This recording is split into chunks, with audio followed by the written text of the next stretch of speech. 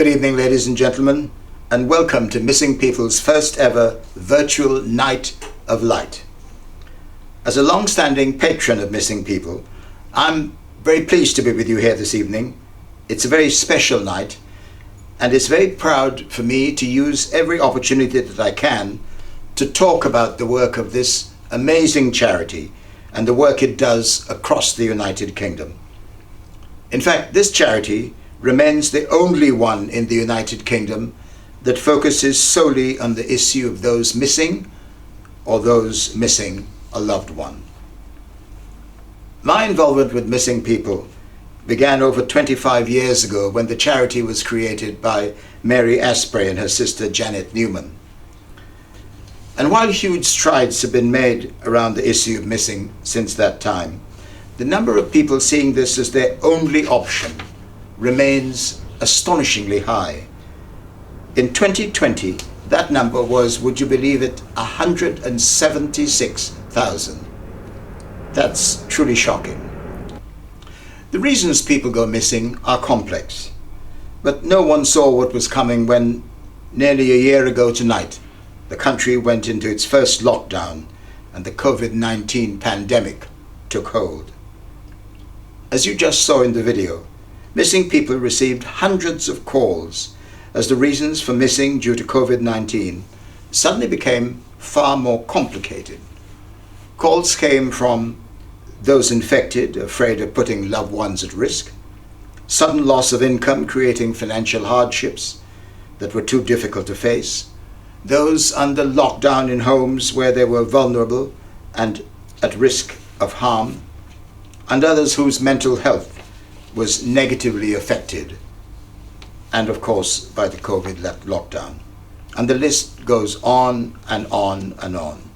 Added to this increased pressure of rising calls for support was a devastating loss of income, making 2020 Missing People's most difficult period in its history. The economic setbacks wrought by the pandemic and the loss of key events and fundraisers, such as our annual gala, which we once relied upon for necessary funding, meant that the charity had to rethink, to restructure, and to create new means of raising much needed income. Which brings us here tonight to Missing People's first ever virtual Night of Light.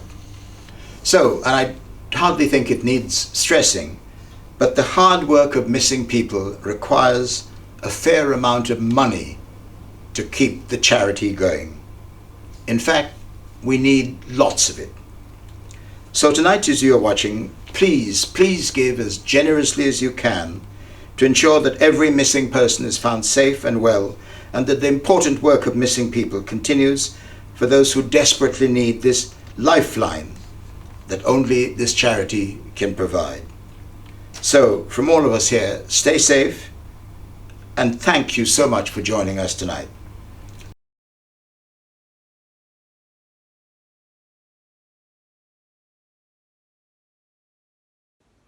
Good evening, everybody. It's an honour and a privilege to be a part of the Missing People family. Over the years, I've seen this wonderful charity go from strength to strength, supporting that growing number of adults, children and families who go through the horror of discovering that someone they love, who matters to them, has disappeared.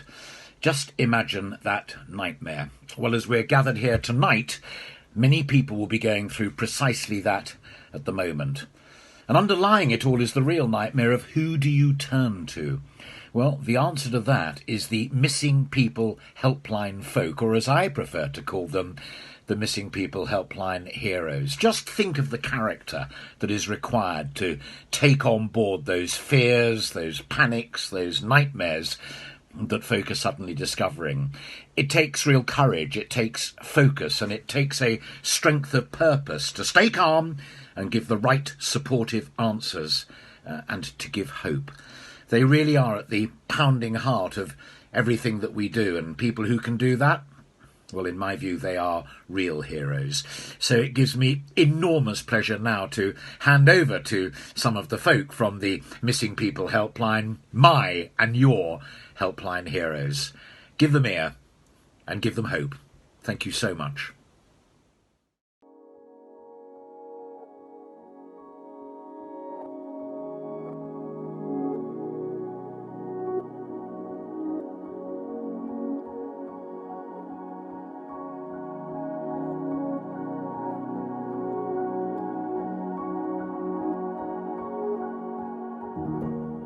How could things be worse for you when your loved one is missing? Answer: when they go missing in the middle of a global pandemic. Lockdown has been hard for everybody, and we all wonder if we're ever going to see our loved ones again. But people who have a loved one missing feel that way all the time. I think there's so much that's been kind of taken away that people use as a source of support right now.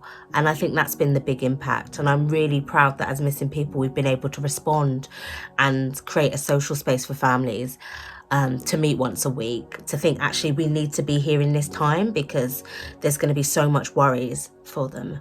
Missing is one of those things where people can go missing or run away for many different reasons, and all of those things are magnified because of the pandemic. Imagine if you don't like the people you live with, if you don't feel safe at home, if you are going through issues and taking away your normal routine of having some exercise, socialising is taken away. Many children and young people who were already at risk of being involved or exploited by gangs and county lines suddenly lost that face-to-face support, supervision and safety that they would have gained from their teachers, their support staff, their mentors and other youth workers when schools and youth services had to close. Suddenly we had to switch our way of working because we knew that that lifeline was needed more than ever, and we refused to let it falter. It was not an option. We had to very quickly move to home working, which wasn't an easy thing, and our staff were amazing in moving so flexibly, opening up their home spaces to be workspaces as well. I'm sure most of us have had experience of home working in the past year, but if you think about our team, they are having to take calls from people in extreme crisis, people who are very emotional, in very difficult, sometimes dangerous situations, and to do that in your own home is a big undertaking. And we're really proud that our team have been able to do that and willing to do that. But at a time when other services, charities, statutory agencies were reduced or even closed, the members of the services team, not for a moment, needed to be asked to bring our helpline into their homes. Not for a second. Because what meant more to them was keeping it open. There's been something really magical about being online, having people that would never have been able to attend an event because of all the other things that we have to think about and consider, being able to be together. So in a way, communities felt bigger in some regard. And so I would like to, my hope is that we keep some of those things, that we don't just revert back to old, but think about things that have worked, things that have been really great, connecting us. I hope when this pandemic is over, we will all have learned that kindness, connection, and caring for each other should be our priorities. The need for community, face-to-face support and shared experiences is so vital to so many of us for our health, our happiness and our well-being. And we must work hard to bring those things back into our society and back into our lives. We need it now more than ever. And the thought that any of the people who've needed our help go unanswered, and not just because we're busy, but because we're not there, that hits your heart in a way I can't describe.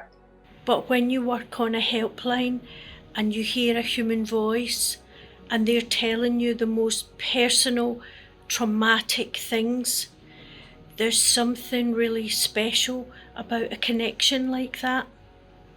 It really is a privilege.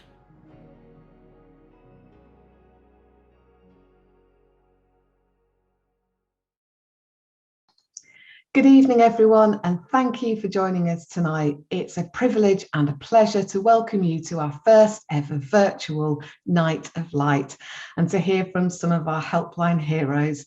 And thank you, Alistair, for introducing them so brilliantly. It gives me great comfort to know that our team are there right now. Before becoming the Chief Exec of Missing People, I was a helplines manager for many years. And I know what it feels like to be at the end of the line, supporting someone who is missing or a family missing a loved one. In those moments, you do anything to make things okay. But all you really have in that moment are the power of your words. Words that you hope will bring calm, words that you hope will bring comfort, words that you hope will ease the pain. Our amazing services team always seem to find the right words in those moments to support people in their darkest hour. And I can't find the words to show my admiration and respect for them in the work that they do, as I'm sure you share that with me. In the next few moments, a handful of families who've had experience of missing will be sharing in their own words what missing means to them. But first, I'd like you to meet one of those families up close and personal as they reveal their experience of missing and what missing people means to them.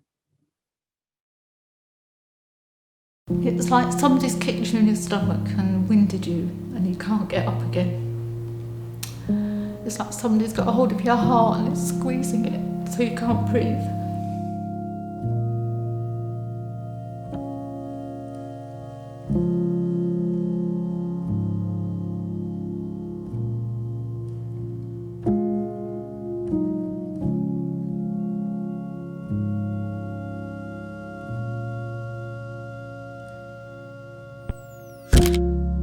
Anthony went missing on the 27th of May 2012, so 8.5 years ago. I miss him terribly. I miss his voice. He was quite depressed. We had consulted medical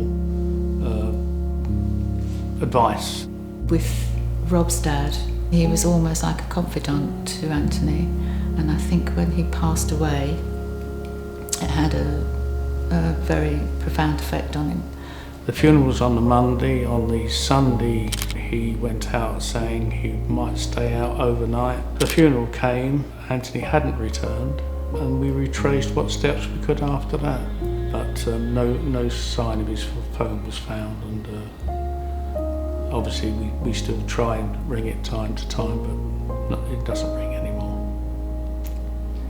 To go missing, especially a child, whatever age that child is, and he's my baby, even though he was 27 when he went missing, he's my baby. Well, it's just a punch in the stomach, an ache in your guts. It just drags you down. It just drags you down.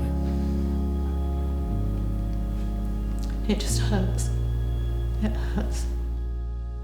Missing people are there 24/7 for families like us. I mean, it's through them that we're here now today talking to you. So this promotes our case and hopefully other missing people cases too. My son Quentin went missing in 1992, and for 18 years I never met anybody who understood the full impact of what it's like to have a missing loved one and what it's like to be living in limbo. It's a very isolating and lonely experience on top of the grief and worry that you're having every day.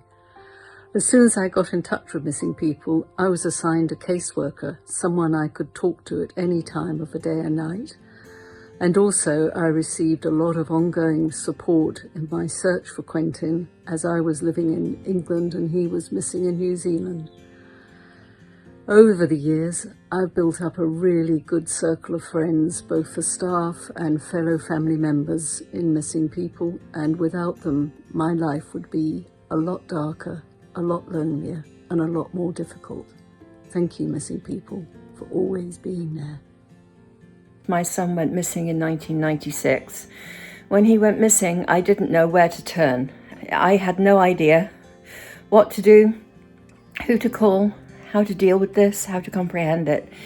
And having that calm, reassuring voice at the end of the phone and the support that they offered was invaluable. I cannot tell you. Just having that person there to speak to means such a lot. So I just want to say a huge thank you to Missing People for being there for me now for 24 years. Thanks.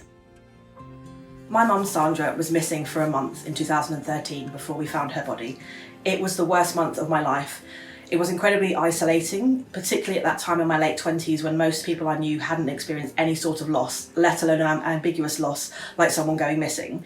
But the charity Missing People were there for me that entire time. I'm incredibly grateful to the helpline team who were there for me any moment of the day, even getting counselling for me when I wasn't able to get it from anywhere else. Thank you so much, helpline team. You were a lifeline for me and my family. In 1988, my 15-year-old son Lee went to Sutton, but he never returned home. Lee has been missing for over 32 years. I'm immensely grateful to Missing People's Helpline team for their support in generating media interest in Lee's case, resulting in numerous appeals, spreading awareness of Lee's disappearance, keeping hope alive that one day we will discover what happened to my dear son Lee. My son Finn went missing just over 3.5 years ago. We live in Cornwall. I first registered Finn with the charity Missing People a couple of days after he went missing by phoning the helpline. They then appointed me a family support worker who's been with me on the journey for the last 3.5 years. But I also think the helpline, there's a level of empathy and compassion there. They understand the situation, and there's always someone there to listen if you need it. So yes, it's an invaluable service. Thanks very much for listening. Cheers.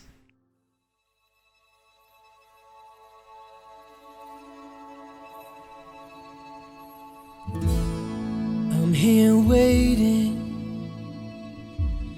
through the days, the months and years, always searching in the darkness through the tears. Rolling thunder, I can't take the silent nights. I won't stop calling when faith is falling. If I break, would it mean that it's all over? Though it hurts, I can never turn away. Without hope, we all have nothing, only darkness lost in fear. I will hold on to tomorrow when I will have you near. I hope the world keeps turning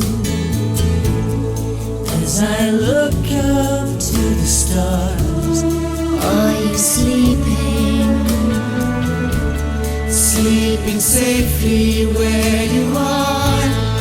I'm left calling from this nightmare of a dream. Can you hear me?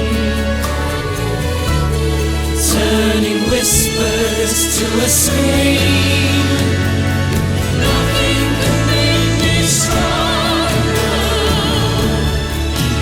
Knowing once I will never turn away. Without hope we all have nothing. Only darkness, lost in fear. I will hold on to tomorrow when I will have you here. Without love there is no meaning. Only darkness, pain and fear. I will hold on to tomorrow when I will have you here in my hope we all have nothing, only darkness lost in fear. I will hold on to tomorrow when I will hold you here.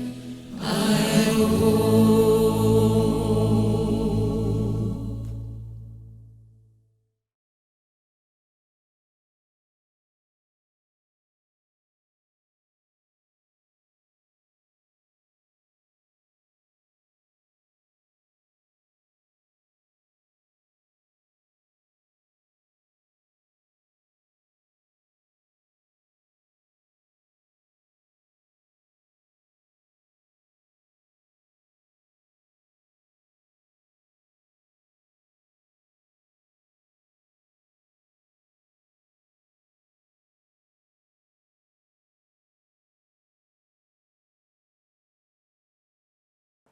Good evening, everyone. As a patron of the charity, I'm so proud to join you tonight. And I remember when I worked on a TV series focusing on missing people, I met those directly affected, so I know what a difference the charity makes to their lives, and I'm pleased to now join all families with a missing loved one in thanking those helpline heroes. And you can make a difference too by making a donation tonight, so please give what you can to support their vital work. And now, as a dog lover, I'm very thrilled to introduce a very special project by Missing People. In 2018, Missing People and Lowland Rescue won funding from players of the People's Postcode Lottery to develop a new way to help communities across the UK. The Search Dog Heroes project supports families whose loved ones are living with dementia or learning disabilities. Tragically, those living with these serious issues are at a higher risk of going missing. Well, this project enables families to capture and store the scent of their loved one should they go missing. It's a fantastic idea. That scent can then hold the key to specially chosen and trained volunteer search dogs finding a person quickly. It really can make the difference between life and death. So join me now as we head over to some of the trainers and their beautiful dogs to tell you a bit more.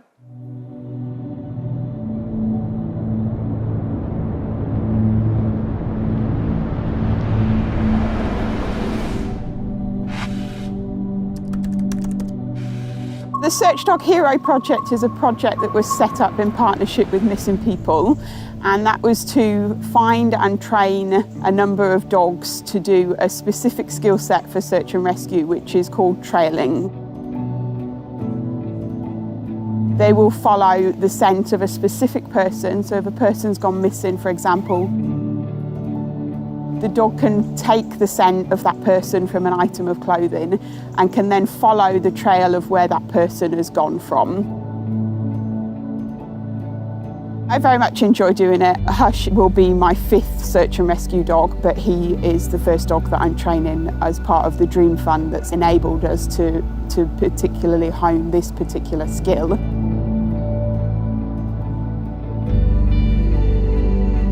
I think the dogs absolutely love it. I mean, at the end of the day, it's a game to the dogs. I mean, to what we're doing, it's very, very serious. But for the dogs, it's purely fun.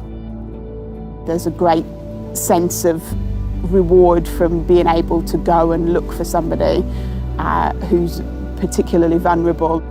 I think really the base level for everybody is exactly that. If it was their loved one that had gone missing, they would want to know that there were people out there looking for them and able to hopefully bring them home safe and well. It's very rewarding. To put something back into the community, I find, is a very rewarding result. I mean, when you've had a find, trust me, you don't walk on the ground. When you've had a find, you float.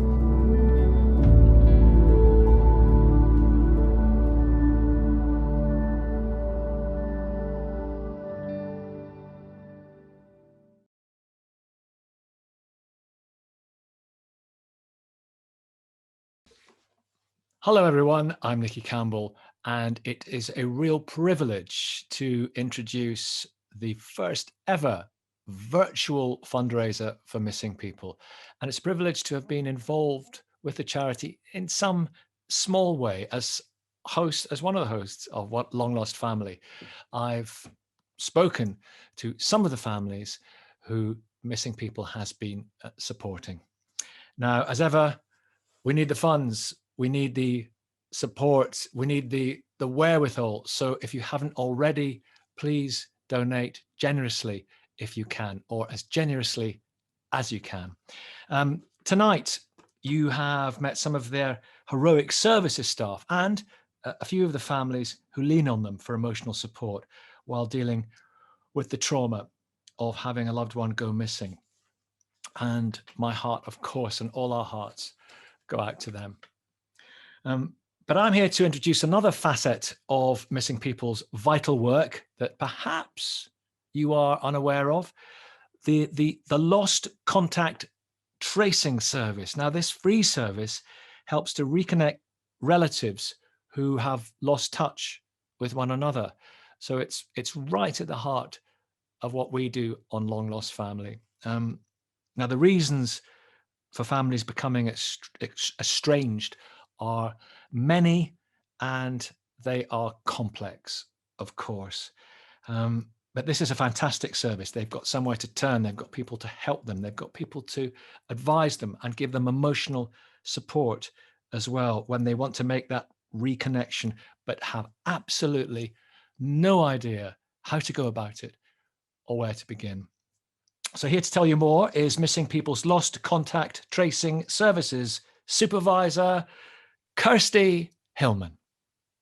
Good evening. Jackie first spoke to me last summer. She was looking for her brother Michael. She described to me a family utterly heartbroken by him being missing from their lives. They had been a close-knit family growing up in a village in England. As they'd grown up, two of the sisters had emigrated to Australia. A plan was made for the whole family to travel out there to live. But unfortunately, last minute, Michael's visa didn't come through and he was unable to travel. They had to leave him behind. Over the years, although they kept in touch, Michael found it increasingly difficult. And 8 years ago, he devastatingly made the decision to cut all contact with his family. Sadly, at the beginning of 2020, their mother died, and Jackie felt more desperate than ever to be in touch with her brother. She came across the Lost Contact Service at Missing People and got in touch. The search wasn't easy. It took us several months before we had any kind of lead, but we did eventually find Michael. On first contact, he was extremely nervous. He wasn't sure what contact would be like after so long and what the family would feel, how he would feel. After some time of supporting him, our crisis team managed to arrange a 3-way call with Missing People on the line and Jackie and Michael. That call took place at the end of January, and I managed to speak to Jackie on Zoom recently so she could explain what that experience was like for her. She's agreed for me to share that with you tonight. Thank you.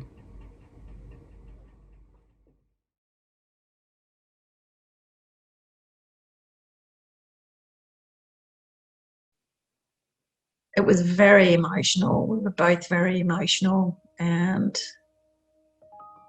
we ended up chatting for about an hour, I think it was, or maybe even longer. It was amazing. Yeah, it was just totally amazing. I came off and I just felt so, yeah, just opened my heart. It did. It just felt so incredible to hear his voice and his accent, and to chat about things and have a bit of a laugh, and yeah, just share memories. It was just really, really incredible. Yeah.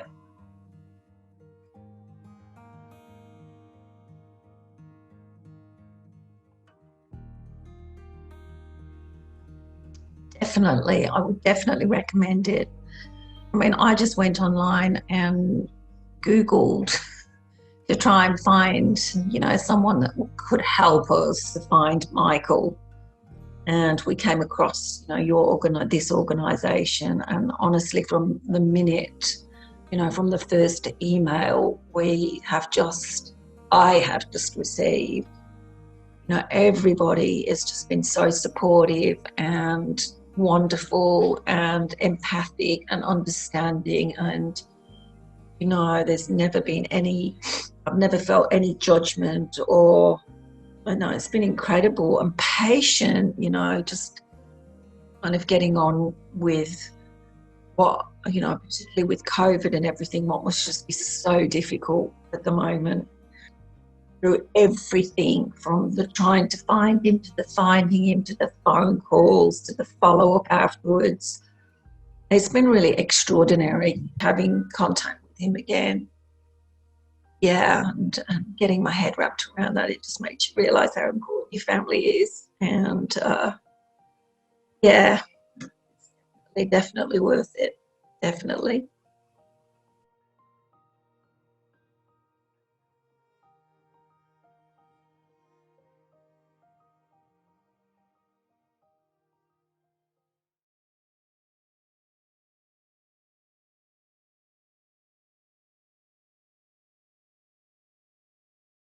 Can you believe that it's nearly a year since that first national lockdown, when everything that we knew as normal just went out of the window? Immediately, our events were cancelled. We had to close our offices, and we had to work out how to deliver our national services from people's homes. We adapted, as everyone here has had to adapt over this last year, and the charity has survived. And thanks to the tenacity of our fundraising team, and thanks to many of our supporters and benefactors for helping us get through this time. Well, nothing really beats being together in real life, does it? I'm so glad that you've joined us in this virtual world. And at Missing People, we've had to rapidly develop our digital way of being to make sure that we've been able to provide support to everyone that's needed it. And I hope that you've been inspired and moved by what you've seen so far this evening. Despite the biggest obstacles the charity has faced in its 28 years, we've been determined to keep the lights on. As glimmers of hope are now emerging for going back to some kind of normal, I'm really conscious that many of the families that we know that have somebody missing won't be going back to normal to be seeing their missing loved ones. When someone you love has disappeared, it's an ambiguous loss. Someone's physically not there, psychologically present, and every day people need help and support to get them through that. While watching the US presidential inauguration recently, I was so impressed with the poet Amanda Gorman. Her words resonated around the world. Her message at the end of The Hill We Climb was, "For there is always light if only we are brave enough to see it, if only we are brave enough to be it." I can think of no better message for all of us on this night of light. Together we can be a light in the darkness. You are helping be a lifeline when someone disappears. So please give what you can, and thank you for being part of the Night of Light together with us this evening.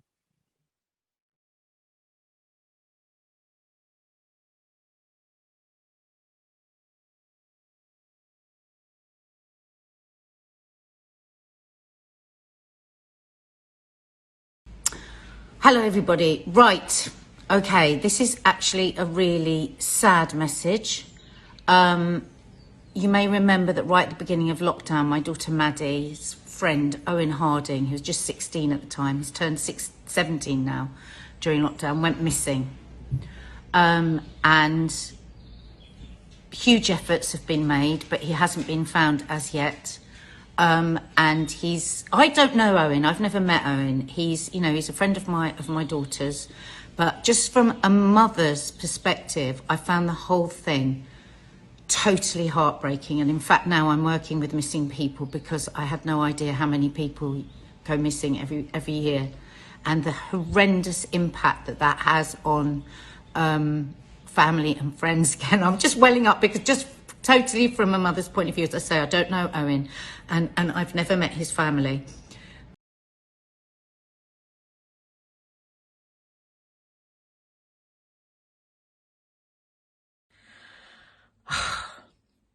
I can't even imagine how it feels for his friends and family. Now, since Owen went missing, missing people have been giving his friends and family emotional support while they search for the many answers to their questions. The work that missing people do is invaluable. It's vital for all those families like Owen's who are hanging in this horrendous limbo as they wait to find out about their loved ones. And they continue support for as long as it's needed.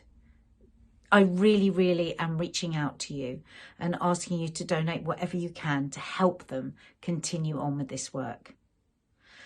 And without further ado, I am extremely honoured to introduce Stella Harding. Sorry, it's just, I find it completely overwhelming every time I think about what it must be like for a person that's lost their child with no answers. So I am in awe of Stella. I've tried to do this film a number of times without welling up, and I can't actually manage it. So there you go. I've welled up again. I'm a mum putting myself in another mum's place, a parent putting myself in another parent's place, and I can't imagine it. So it gives me a great honour. It is a great honour to now introduce Stella as she gives a tribute to both Owen and other missing people. I'm Stella, and my son Owen, who was 16 at the time, has been missing since the 26th of March 2020. In the first week of the first lockdown, Owen left our home and hasn't been seen since. Owen's loved by so many of us. His little sister, his family, his girlfriend, all of his friends. We all miss him terribly. If I was to describe Owen, I would say that he was adventurous, outgoing, friendly, warm-hearted, funny, and really, really well-liked. He was a keen and talented young artist and was attending sixth form college, and art was his favourite subject. That first week of lockdown was very hard on all of us, especially the young people who still wanted to see each other so much. But nothing could have prepared me for the devastating shock of my son going missing without a trace. From the start of this excruciating ordeal, Missing People Charity have been an anchor for me and my community. They've offered me emotional support by being there on the end of the phone 24/7 and have provided me with ongoing counselling. Missing People Charity are always there as a source of help and information for all of those affected by missing loved ones. Music has always been a great comfort to me, and my boyfriend Sonny has written a song, May You Find Your Way Home. It's a tribute for our beloved Owen and for all of those who are missing. We really hope it can bring some comfort to families like ours who are hoping and waiting for their loved ones to find their way home. And all of the proceeds from the sale of the song on Bandcamp will go directly to Missing People Charity to help them to continue their important work. Now, in these next few moments, I invite you to join me and other families across the UK in lighting a candle for those who are missing. Together, we can create a true night of light.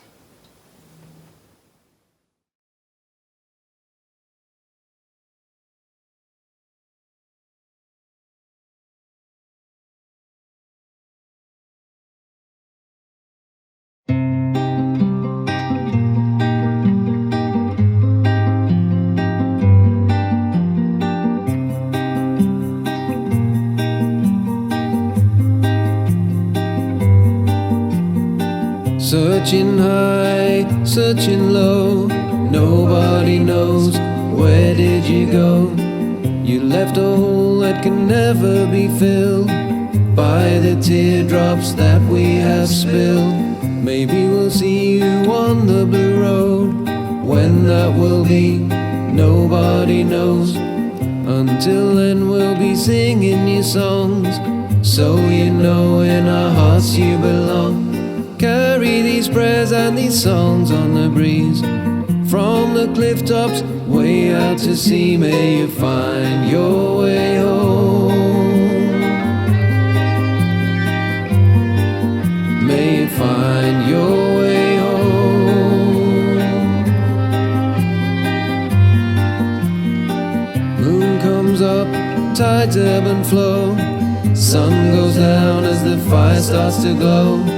Hearts are open and candles alight. We send our love out into the night, over the downs and across the sky. To the horizon our prayers will fly, to let you know you are never alone. Like drops to the sea we all find our way home. Carry these prayers and these songs on the breeze.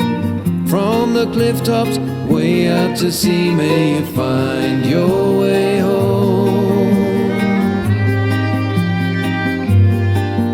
May you find your way home.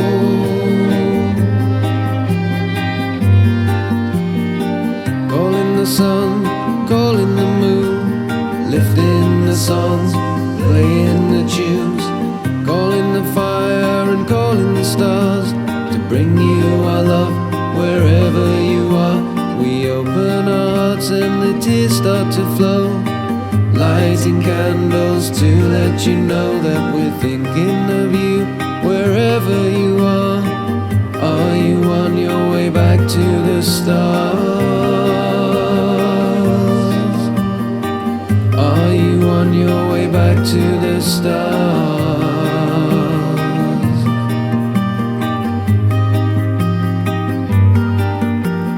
Carry these prayers and these songs on the breeze. From the cliff tops way out to sea, may you find your way home. May you find your way home. May you find your way home. May you find your way home.